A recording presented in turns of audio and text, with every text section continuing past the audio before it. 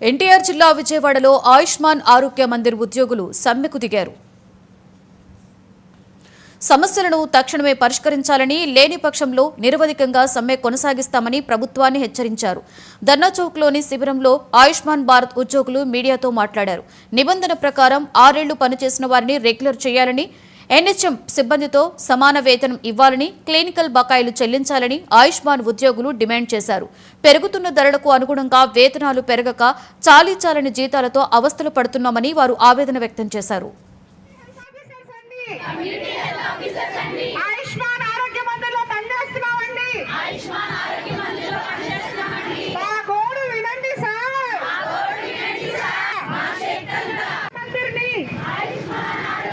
సంవత్సరాలు గడిచిపోయిన వాళ్ళని రెగ్యులరైజ్ చేయాలని మేము కోరుకుంటున్నాం. ఇది మా ఫస్ట్ డిమాండ్. సెకండ్ డిమాండ్ ఏంటంటే ఎన్హెచ్ఎం కింద ఉన్న చాలా క్యాడర్స్ కి కూడా 23% హైక్ అనేది ఇవ్వడం జరిగింది. ఒక్క కమ్యూనిటీ హెల్త్ ఆఫీసర్స్ కి మాత్రమే హైక్ అనేది ఇవ్వలేదు. సో ఆ హైక్ మాకు ఇవ్వాలని కోరటం జరిగింది. రెండోది ఏంటంటే ఫిక్స్డ్ పే. మూడోది ఫిక్స్డ్ పే అంటే మాకు ఇప్పుడు సాలరీ ఎలా వస్తుందంటే 25,000 సాలరీ పడింది, 15,000 ఇన్సెంటివ్స్ పడతాయి. అయితే ఈ 15,000 ఇన్సెంటివ్స్ కూడా అనేకమైన కోతలు పట్టడం జరుగుతుంది. 11,250 రూపాయలు పడుతుంది కొంతమందికి 7,500 పడుద్ది, కొంతమందికి జీరో ఇన్సెంటివ్స్.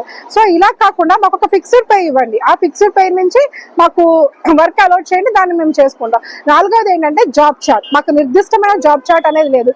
ఎక్కడైతే ఒక స్టాఫ్ ఉండరో, లైక్ పిహెచ్సిలో స్టాఫ్ నర్స్ లేకపోయినా, వేరే దగ్గర వేరే వాళ్ళు అబ్సెంట్ అయినా ఆ ప్లేస్ లో మమ్మల్ని బఫర్ స్టాక్ లాగా మమ్మల్ని వాడటం అనేది జరుగుతుంది. సో మమ్మల్ని అలా కాకుండా మాకు ఒక నిర్దిష్టమైన జాబ్ చార్ట్ ఇవ్వాలని మేము కోరుకుంటున్నాం. ఐదోదిగా ఎఫ్ఆర్ఎస్ నుంచి మినహాయింపు ఇవ్వాలని కోరుకుంటాము. ఎఫ్ఆర్ఎస్ ని మినహాయింపు ఎందుకంటే మనం ఒక అర్బన్ ఏరియాలో ఉన్నప్పుడు వర్షం పడిందంటే సిగ్నల్స్ అనేవి మనకు ఆటోమేటిక్ గా కట్ అవుతాయి. అది అందరికీ తెలిసిందే.